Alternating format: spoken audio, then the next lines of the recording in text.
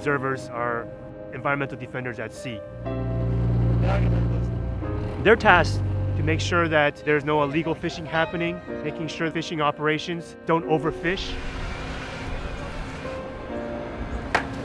They're really the eyes on the sea to make sure that our human right to a healthy environment is respected.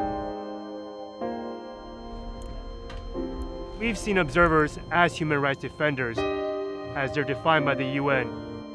They deserve to have heightened protection by the UN system. Observers are the most vulnerable people out on these boats. They're being abused, they're being killed. Observer deaths and disappearances, not seeing the justice that they deserve. And there's just a lack of accountability for the companies involved, for the governments involved. All these different actors are not taking responsibility to protect the observers.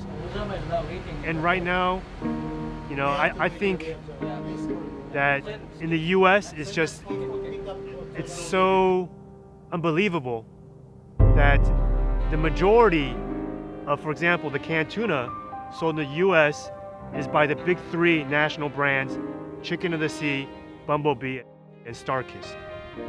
The canned tuna that is known to be unsustainably caught, known to be produced systemically with forced labor, with severe human rights abuses, there's no consequences for them continuing to do what they do.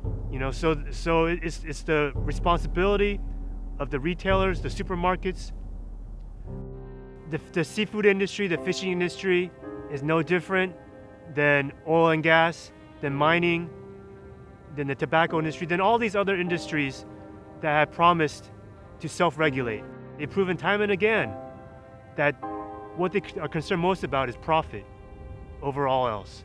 And so when we hear statements from certain major companies, seafood companies, saying that they're concerned about the planet, about the oceans, about the people that work on the oceans, that depend on the oceans, I don't believe it.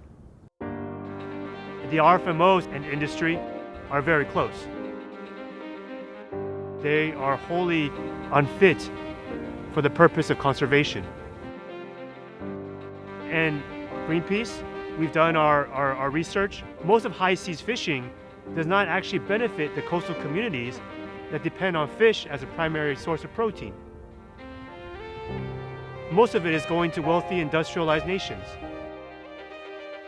The companies here that are making a profit off of overexploitation of the oceans, off of abuse of workers, off of death of observers,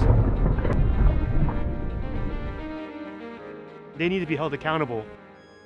And that means they need to be held legally accountable when these things they're responsible for aren't dealt with properly. People look to Greenpeace to put more pressure on industry.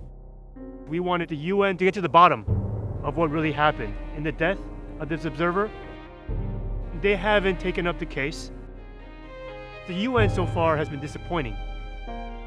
There needs to be a global oceans treaty. The future of the ocean is dependent on it.